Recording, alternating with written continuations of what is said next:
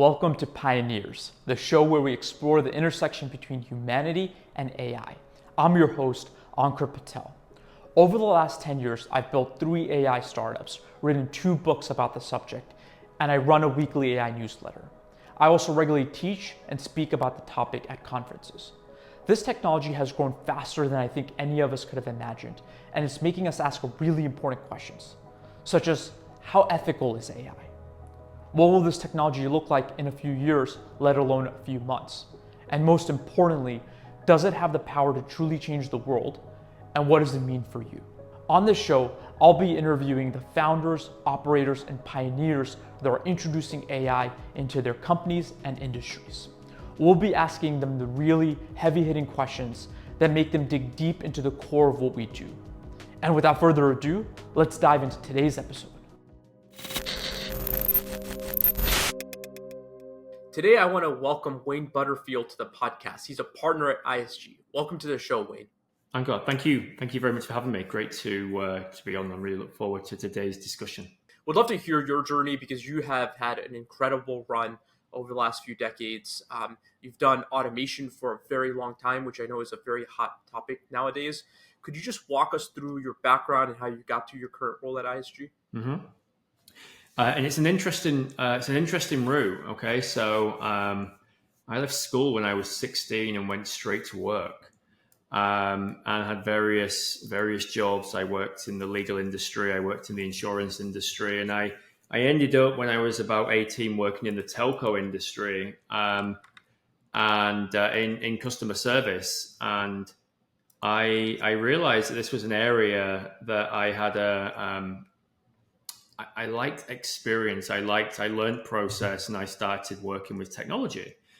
Anyway, long story short, I had a great mentor and boss who took me under his wing, and we rose through the ranks of O2, Telefonica O2 in the UK, and I ended up being able to experiment with some technologies very early on in the adoption curve. And if I think about robotic process automation back in 2010 and chatbots, we'll call them chatbots as opposed to conversational AI back in 2011, 2012, then started looking at things like social customer service and digital transformation. I run our transformation arm, contact strategies, things like that. And so I developed this newfound appreciation for how technology could solve business problems. And so in 2016, I went and replicated a lot of what I'd done at O2 in BT. So again, things like automation, chatbots, digital customer service. And in 2016, I joined ISG originally as a director, and I headed up our automation practice. And I became partner, as well as moving over to the US in 2021. So, AI and automation have been, I guess, part of my career now for the last kind of 12, 13 years. So I like to tell people I was doing AI before it was cool, which is probably only within the last 12 months, as you would know, Ankar. I have a lot more conversations now. In fact, I've had more conversations with the general public, and I class my friends and family as the general public in the last 3 months than I'd had in the previous 30 years. Yeah, right. Yeah, that's exactly right. I think it's become mainstream, thanks largely to players like OpenAI with ChatGPT and getting that into consumers' hands. But this technology in various forms, like machine learning, if you look at that as a technology, it's been around a long time. And I think the term automation has been around for even longer, even in enterprise, right, in the business community. Why don't we start a little bit with defining the path to automation and where we are today? So RPA, you refer to it. Can we just unpack that for our viewers, what that is? And then I think most importantly, how effective it's been. So in other words, where has it been really great? And then what open problems has RPA not been able to address that perhaps AI and some of the latest technologies are better equipped to address? Mm-hmm. Great set of questions. Okay, so let me first start with the definition. I would deem if we go back to the 60s, 70s, 80s, and 90s, efficiency improvements were certainly early on were mainly geared towards changing and improving process, and then we start getting things like the PC and early softwares like Excel, etc. Again, they change the way people work, and we gain more efficiency. But there's only so much that traditional software and process improvement can get us, and the business yearns for efficiency, right? It yearns for it. Why? Because the more efficient we are, the cheaper we are, and the cheaper we are, the more profit we're likely to be able to make, which allows us to reinvest and grow, et cetera, et cetera. Yeah. So we've been on this journey in and around business process for 50 odd years now, and automation is the latest wave of us being able to continue to drive efficiency, because we've got the softwares, we've had the process, and now we have technology that's working with people in our processes alongside our software to drive that next wave. Now, the biggest challenge as I see it, going back to you to your point, was we designed work with the greatest computer right in the center of it, the human brain, right? We are, as people, excellent problem solvers. We can join dots with our real world models, right? Where we just know, we have intuition, we can have experiences both in process, out of process, where we just know, well, when this doesn't work, I just do this. We also have an ability to communicate with each other to say, I'm caught. I don't know how to do this one. Do you? Yeah, of course I do. So we have collaboration. So we have all of these things where we've designed work, but we designed it with people in the middle. And so we now are looking at these technologies to automate work, and we're like what we said we did versus what we do, well, they're not the same. And I always think if you can't explain it, if you can't document it, then you can't automate it, is like a general rule of thumb that I would have. A lot of work either is documented, but documented poorly. We don't know brilliantly how to explain it. And most people who do it work on autopilot. It's like, yeah, I made this really complex decision. I did it in less than a second.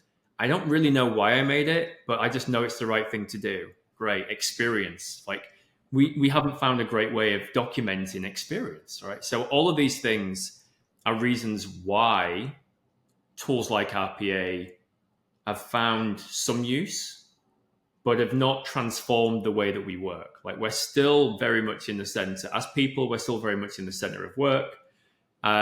And so what we have done, though, is we've figured out that there are certain types of work, and I call them handwork and headwork. Handwork is when we're basically using our mouse, making a few clicks, pointing at some stuff, and doing quite transactional work. Now, it's transactional, you might call it swivel chair, simplistic work. I mean, the main efficiency we tried to find with that type of work was mess for less, right? Outsourcing. If you think about the type of activity that we deem to be appropriate for outsourcing, it's the same stuff that we were able to document, write work instructions for, and then train it to somebody. Well, if you can do those three things to a person, you probably can do it to an automation. So, we deem stuff to be applicable for outsourcing. That same work activity is the stuff that we have at least tried to outsource, to automate in the main. Now, that was kind of with RPA. The thing that has kept me interested in this industry now for well over a decade is that every time we have this umbrella term automation, and it nitpicks at certain aspects of work, but the tools keep changing, the capabilities of those tools keeps improving, and suddenly the complexity of the work that we are completing that is deemed appropriate for automation keeps increasing. And so I like to think that we're never done, right? We haven't ever reached the end of the line yet. So just when you think that technology has reached a bit of an impasse, that the types of activities we're going to be able to automate they've hit a ceiling, you then have things like OpenAI come out, and not kind of out of the box, but the whole large language model, foundational models, ability to automate tasks, and replicate knowledge, creativity, and experience almost at the touch of a button has just for me and my clients opened up this whole new Pandora's box of what can now be deemed as automatable. And I'll be honest, 18 months ago, there are jobs and roles that I would have deemed too difficult to automate because they weren't if then or else type roles. And if they were the most complex decision trees you're ever likely to see. And guess what? It's too complex to document. And if it's too complex to document, you ain't automating it. So a bit of a long answer to a brilliant question, but I think hopefully that kind of gives you and the audience like a little glimpse into where we're maneuvering to. I think that's a great rundown. I think you were able to distill how automation's done, which is, can you bring enough context to the automation technology? And context is in the form of documentation. So how should the process be done? Prior experience, which is highly relevant, which may not be captured well. And then it's also the ability to collaborate. Can you bring others where there are gaps in your own knowledge or in the documentation so that they can kind of shed light there? And I think that's very complex. That's hard. That requires human level reasoning and understanding. And I think RPA, as you mentioned, was able to accomplish some automation, but it had to be very well documented for the most part in order for RPA to go and really tackle it. And then I think now with large language models, given where they are, you can have slightly more ambiguity, right? And the large language model is able to do a little bit more reasoning, understanding. So with the same amount of documentation, even large language models are just more proficient at automating at least more of what people are doing. And I think it's opened up more of the market for this technology to go in and introduce greater levels of automation. As the technology gets better and better, I think more channels of automation open up. But I think I 100% agree with you that automation is a never-ending journey.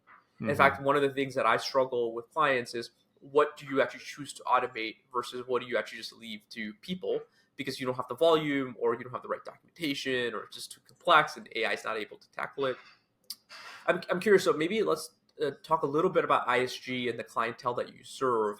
And then what would be really interesting to work through is, what types of things are they looking to automate and how do you frame it appropriately to them? Because I imagine that despite them being aware of OpenAI, they may not know what they should actually go and automate versus what they should just leave to people to do. Yeah, great question. So ISG, we're a technology advisory and research firm.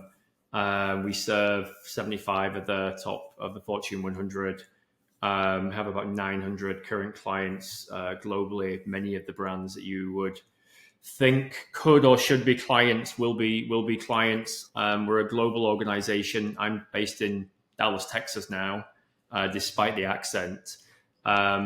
So an American based firm, and that's probably where probably 50 or over 50% of our revenues would stem from. With regards to clients and the types of questions and problems, I guess that they have, and how that is linked to, let's say, large language models and this new wave of automation technology. I've heard this described in many different ways. I'm not sure how appropriate most of them actually are, but let's say everyone's talking about it. And we, as part of our research, one of the things that we've done fairly recently is complete an extensive study with the service providers, service integrators, and clients to understand, okay, we know everyone's talking about it. What are they specifically asking for? What are the problems that they're trying to get solved, right? Not what do you think they want, but actually, what are the things that you're being asked to automate? And so as much as ISG is being asked, we also found over 400 individual user cases from our service provider community where end clients, far beyond those and the reach of ISG, are also asking. And what we found was that there are a number of different industries where we find more opportunity. Within those industries, there's a number of different departments, and so there's a couple of snippets here. Some of them will not be. Some of them will be a surprise. Some of them probably won't be. So financial services, including insurance, is right up there, right? For those who believe that they have a need and or potential use of generative AI. Interesting. Kind of expected. What I didn't expect was that the second biggest, let's say, demand generator is the manufacturing space. Which again, I didn't, if you think about OpenAI, you're probably like, yeah, don't get my manufacturing wood. But if you start to think about product development and you think about some of the other capabilities within generative AI, and you start to think about, designing products, marketing, sales, etc., then maybe manufacturing does have a need for generative AI where it may not necessarily have a big need for an OpenAI model. Department-wise, again, I don't think there should be any surprises here. The two big departments were customer support and marketing.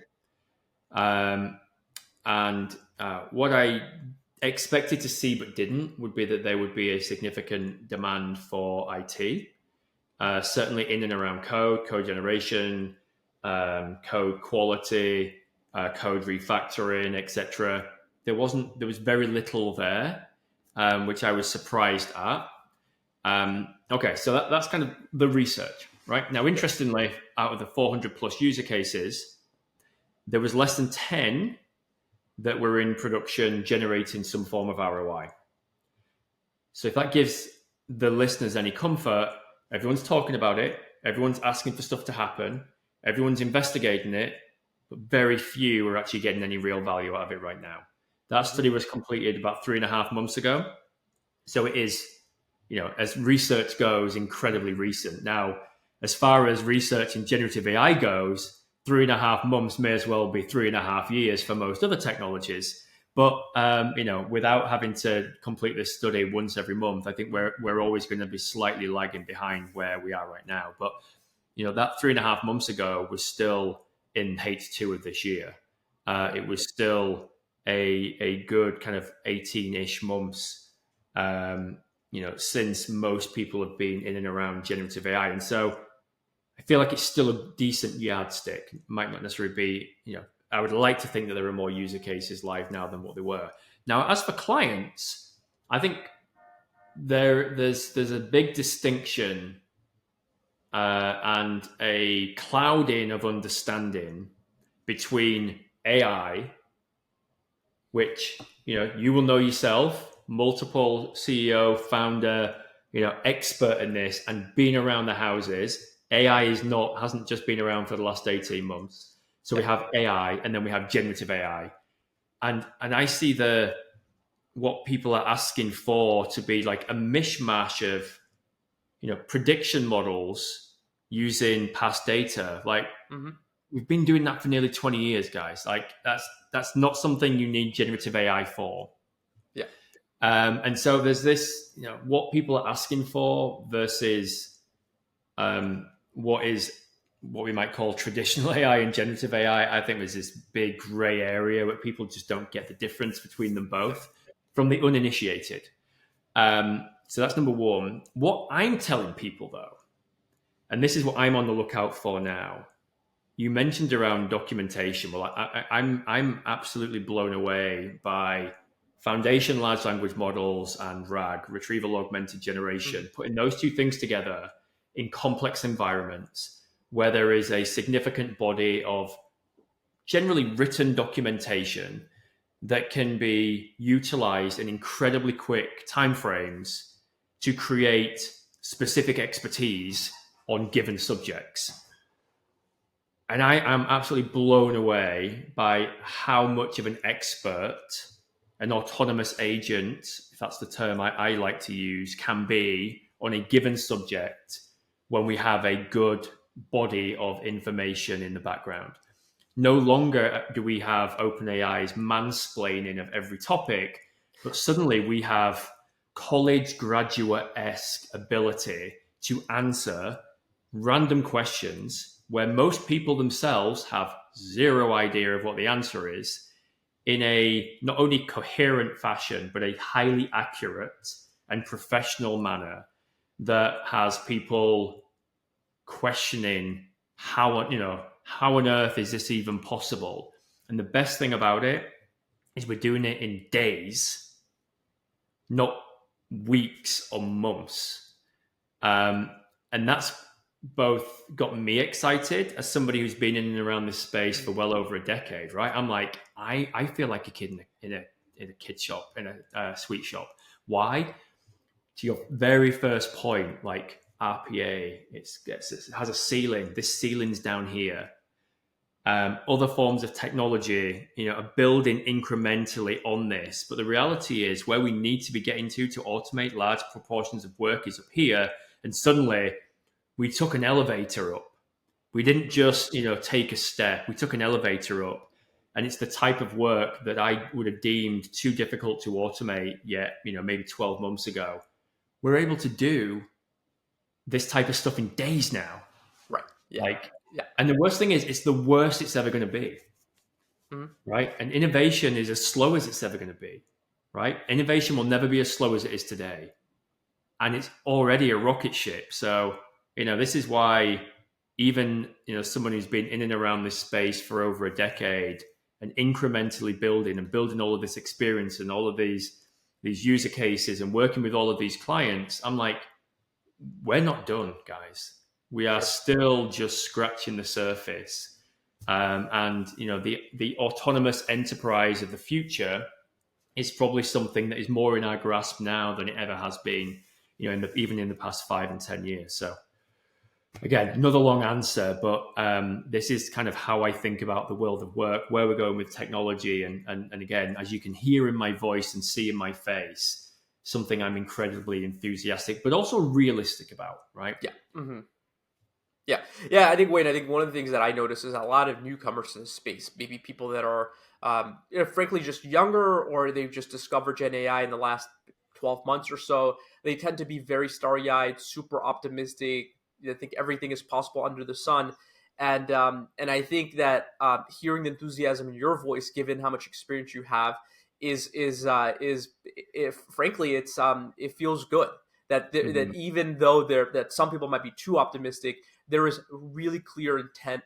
There's really clear reason to be optimistic, even while appreciating that this can't solve everything, right? Because the things that it can solve are pretty incredible. As you said earlier, it's opened up the variety of use cases that this technology is able to do, right? So previously, it was a smaller set of work. Now it's expanded that set by quite a lot. And then the other important thing is that it's reduced the time to impact.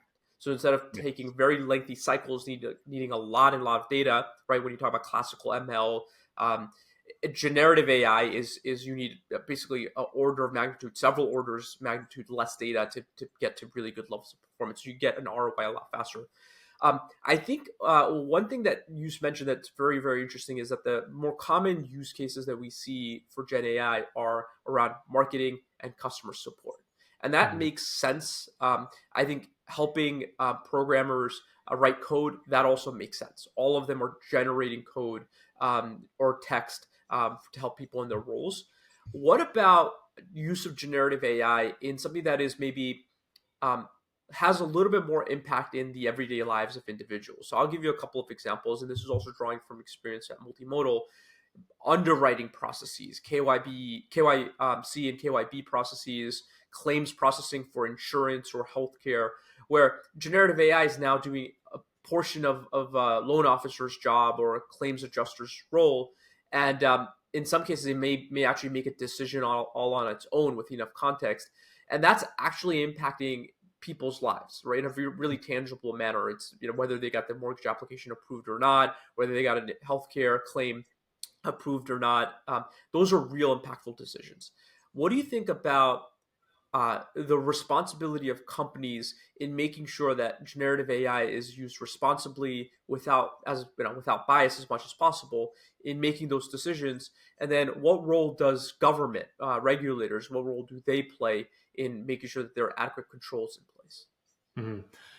Superb questions. So one of the things that I'm doing now is working with a number of government states in the US, help create policies, procedures, frameworks, assessments in order to ensure the safe and secure usage of AI and generative AI within local government. So this kind of whole area is definitely something that I have engrossed myself in more recently.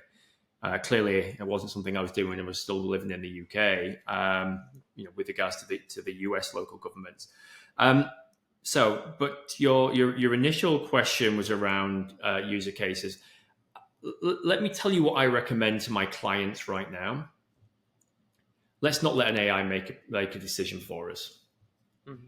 Let's augment the way that we work and arrive at a summary of a decision using AI, but let's still use people to make those final decisions. And the reason why I think that's really needed right now is, number one, because it's the safest thing to do. It's the simplest thing to do right now.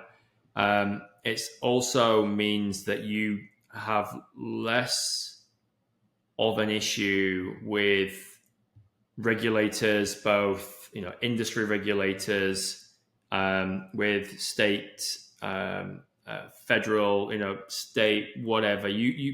There is less of an issue if you are using AI to augment how you work versus using AI to make decisions. Mm-hmm. As soon as we get into AI making decisions, we open up a can of worms that opens the people who are allowing the decisions to be made to scrutiny. And I'm seeing this, with the states that I'm working in. We are. It is one of the first things that is debated, and it's very quickly resolved by all those who are in state, who are pretty much stipulating that they want a human in the loop on any deployment. It's a key aspect of any assessment that happens when risk is being assessed. If we think about generative AI specifically, that all content created from generative AI tools has to be assessed and reviewed before any of it can be used in any part of any process. Is basically some of the stuff that is coming out of our kind of rules, policies, usage policies, etc. Which I think is a right thing to do. At the moment, this is a new technology, and I see its use, and again, not the user cases, but its use and the value it brings in being something similar to something that really isn't that fancy. But if you think about optical character recognition, OCR, you think about intelligent document processing, it's nowhere near as cool as generative AI. But the premise of a 20-minute process in extracting information from a document that is reduced to 2 minutes of reviewing stuff that has been extracted is worth 18 minutes of value, right, but doesn't necessarily reduce the level of accuracy of a person doing it. Now, that's not to say that a person is ever 100% accurate. They're not. But we like to think of ourselves as being more accurate than many machines. So the value in OCR, intelligent document processing, those type of technologies is not necessarily straight through processing of 100% of everything. It is the significant reduction of effort across everything while still maintaining a human set of eyes, either one set of eyes or two set of eyes, to ensure that there is a level of accuracy. Gen AI right now, I see exactly the same.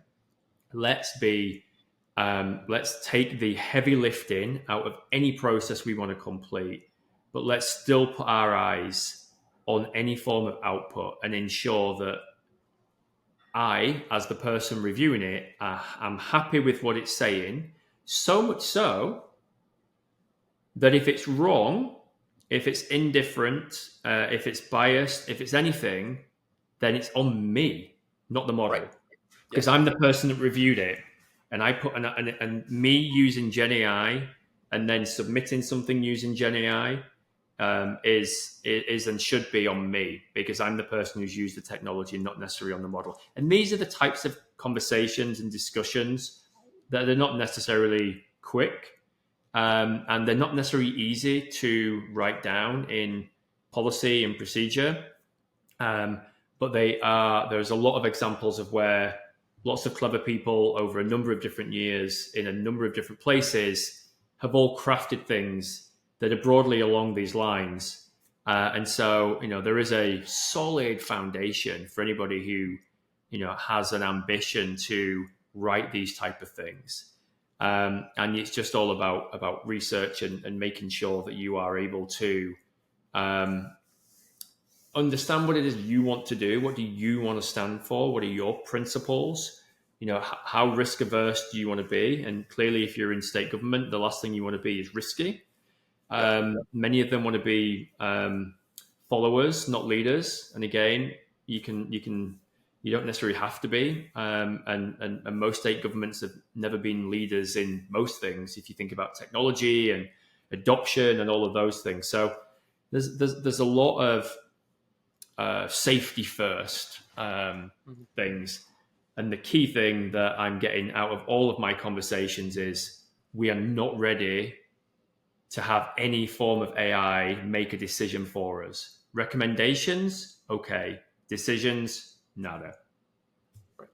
Yeah, and I think that. Sorry. I think, Wayne, that's the right approach, at least in the early years, where you want to trust but verify. And I think you phrase this correctly, which is a responsibility still falls on the individual, the people. And so now all of a sudden you're regulating the use of that tool by a human, right? So how is a human using that tool to ultimately come to the decision?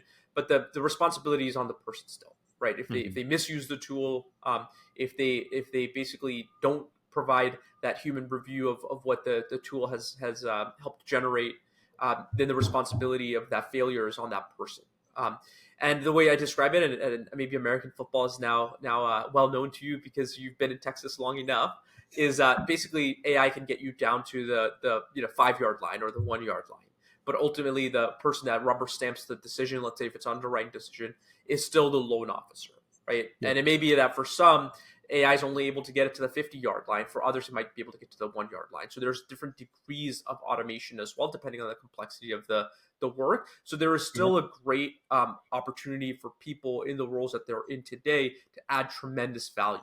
It just means that instead of starting from scratch, they get to start with something that is more pre-populated in the workflow that they're managing, right? And I think that is surprisingly, it's a thing that many people welcome, right? Like a lot of the loan officers and claims adjusters, they welcome that because it's taking the grunt work off of their plate, and they get to do the more interesting work, which is human reasoning, providing judgment on with enough context on a decision that needs to get made. It's things that are actually, frankly, more enjoyable for them.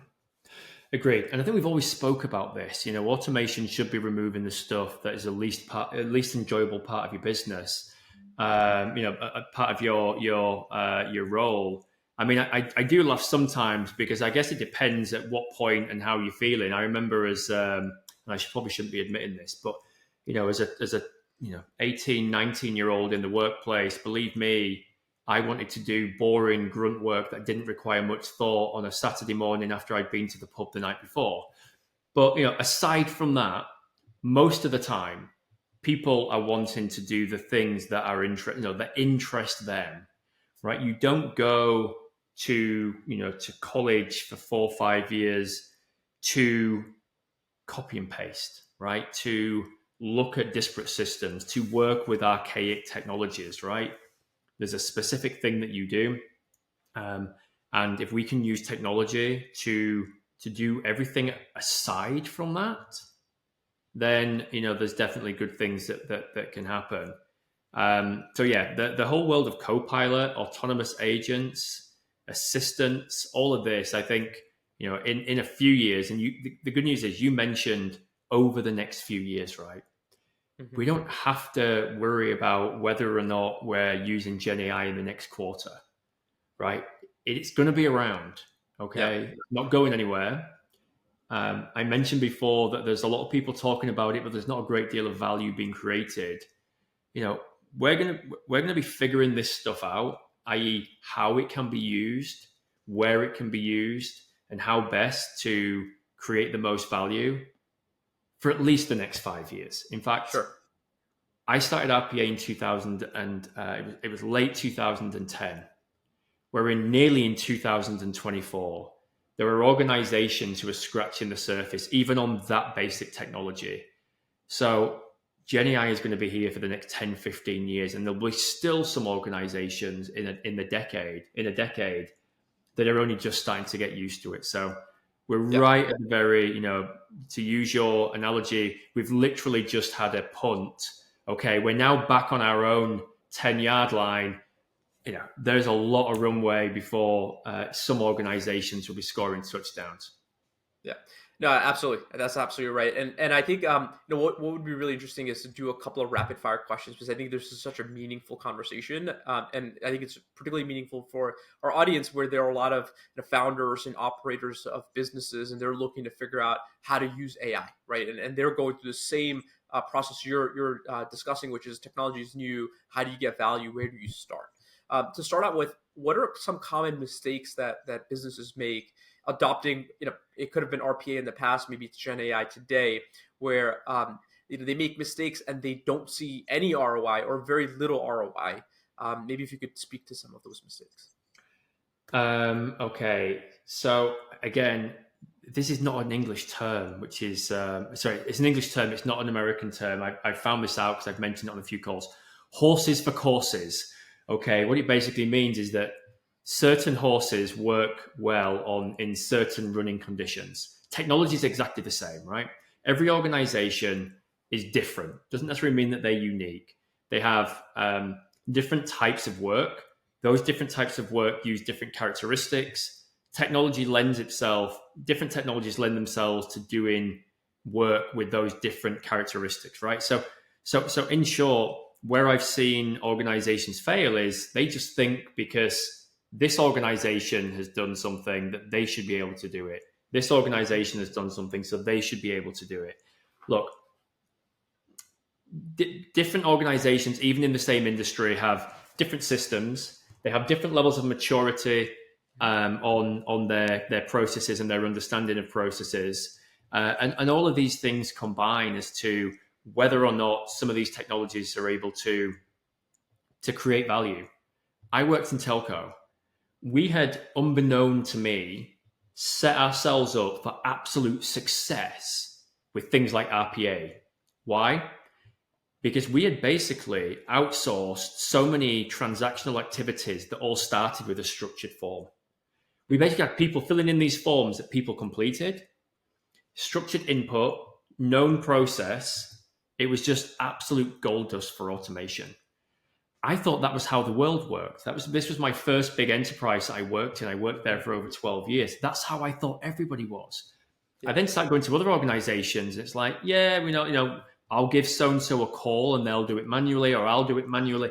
It's like the environment that you were in, the maturity of your process, the structured nature of all of these things are all going to negatively or positively affect technology usage. What we do know is in the right circumstance, just about every single one of these technologies will work absolute wonders.